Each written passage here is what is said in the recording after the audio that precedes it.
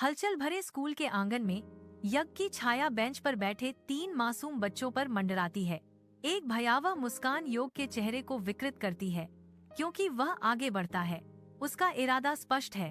उनके tiffin box उसका लक्ष्य है।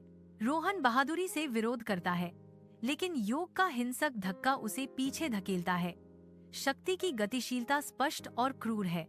क्रूर थप्पड़ स्कूल के मैदान में गूंजता है। यह आवाज हवा में एक भौतिक प्रहार की तरह कटती है। बच्चों की आंखों में आंसू भर आते हैं। योग की क्रूरता उनके सामने प्रकट होने पर उनका डर स्पष्ट होता है। अभिनव योग को तीखे प्रधानाचार्य के कार्यालय में ले जाता है, जहां हवा अनकहे तनाव और आशंका से भरी हुई है।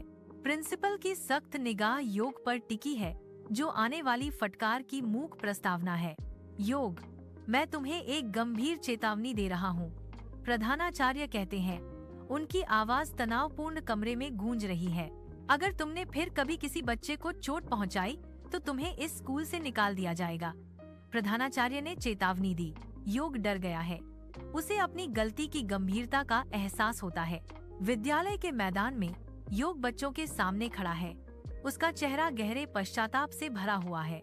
उसकी आंखें भीड़ में रोहन को खोजती हैं। मुझे माफ करना, रोहन, मैं गलत था, योग कहता है। उसकी आवाज ईमानदार है। मैं फिर कभी किसी को नहीं मारूंगा, वह कसम खाता है। उसके शब्द हवा में लटके हुए हैं। योग अपनी पुरानी आदतों को छोड़ देता है। अब रोहन के साथ हंसते हुए देखा जाता है। सभी द्वारा स्वीकार किया जाता है। दोस्ती वहाँ खिलती है जहाँ कभी दुश्मनी थी।